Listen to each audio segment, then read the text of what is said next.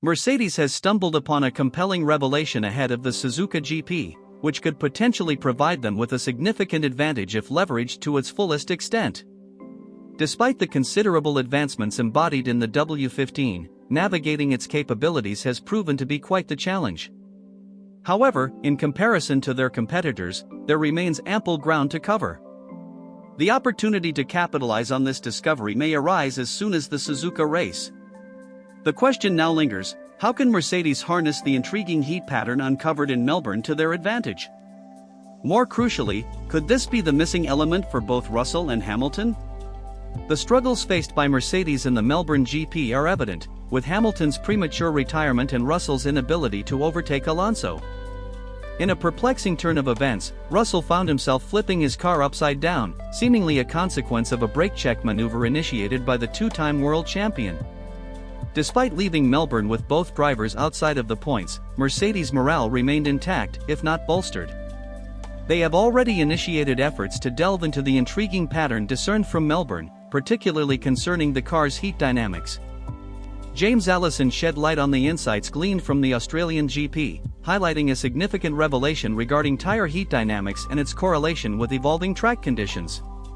He remarked, "Almost no setup changes occur between FP3 and qualifying in Melbourne, and we're starting to see a pattern emerge that most weekends we have a period in the weekend where we're feeling good about the car, confident about the car, but then in the paying sessions, in qualifying and the race, that slips through our fingers."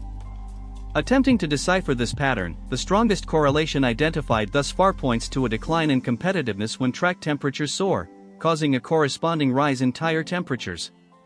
While this revelation aligns with Mercedes' understanding of their performance dynamics, it poses a significant challenge. The team grapples with the issue of effectively translating wind tunnel data into on-track performance enhancements, thus limiting their ability to extract further performance from the car. Additionally, Allison stressed the recurring challenge faced by Mercedes, stemming from their inability to fully optimize the wind tunnel and replicate track conditions accurately. Curiously, this explanation stands alone among teams grappling with data correlation issues. It's essential to note the demanding high-speed corners of the Suzuka circuit, particularly in the initial sector. Blaming tire temperature alone and disregarding the circuit's characteristics would be an oversimplification. Comparing temperatures between Melbourne and Suzuka reveals a notable increase in Australia, consistent with Bahrain and Jeddah, despite the latter two being night races. Suzuka's forecasted air temperature hovers around 20 degrees Celsius, with the potential disruption of rain due to its low sea level position. Nevertheless, these conditions could favor Mercedes, as they are not exacerbating temperature increases in Suzuka. Contrary to popular belief, they are mitigating it. While Verstappen excels in wet conditions, the W15 could prove intriguing to watch following Mercedes' challenging start to the 2024 season. It's noteworthy that Russell appears to prefer driving the W15 over Hamilton, a sentiment echoed by both British drivers. Hamilton acknowledged Russell's preference for the car, whereas Russell denied responsibility for Hamilton's struggles, attributing them to external factors. Hence, in discussions concerning the ongoing experiments with the car and the team's intentions to implement them throughout the remainder of the 2024 racing calendar, it appears probable that Hamilton's car will primarily undergo these procedures. This preference stems from Russell's heightened comfort level with his vehicle, rendering it unnecessary for him to undergo similar adjustments.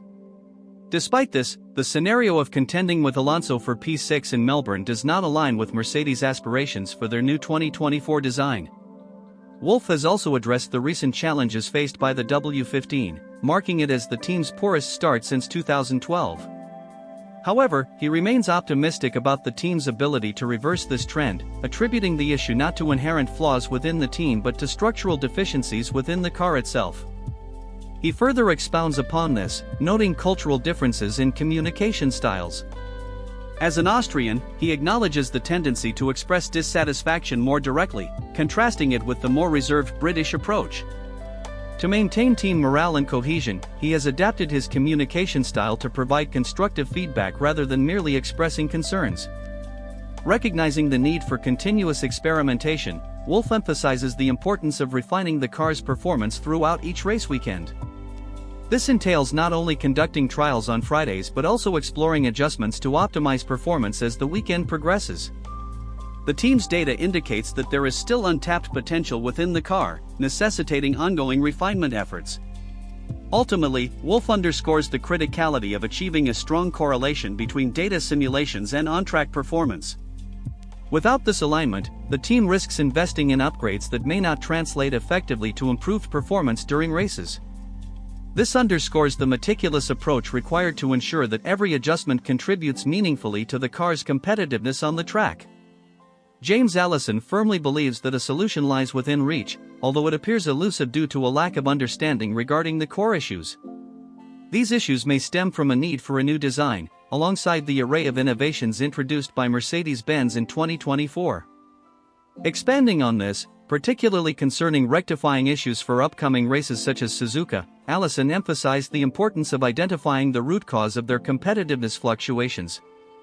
By accurately pinpointing these factors, teams can develop tailored strategies aimed at improving temperature management and balance across the car's setup.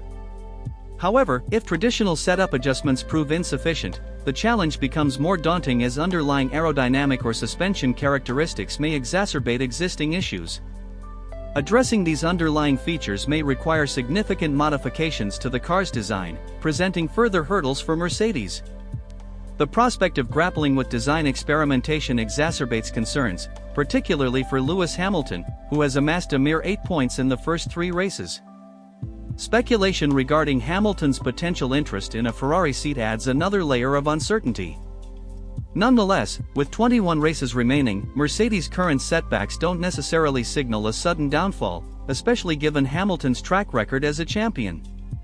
It would be premature to assume Hamilton would concede defeat without cause. Given this context, the question arises, can adjustments to temperature management at Suzuka aid Mercedes in overcoming their competitive challenges? Furthermore, could George Russell emerge as the team's driving force despite his history of outperforming inferior cars? Share your thoughts in the comments section below.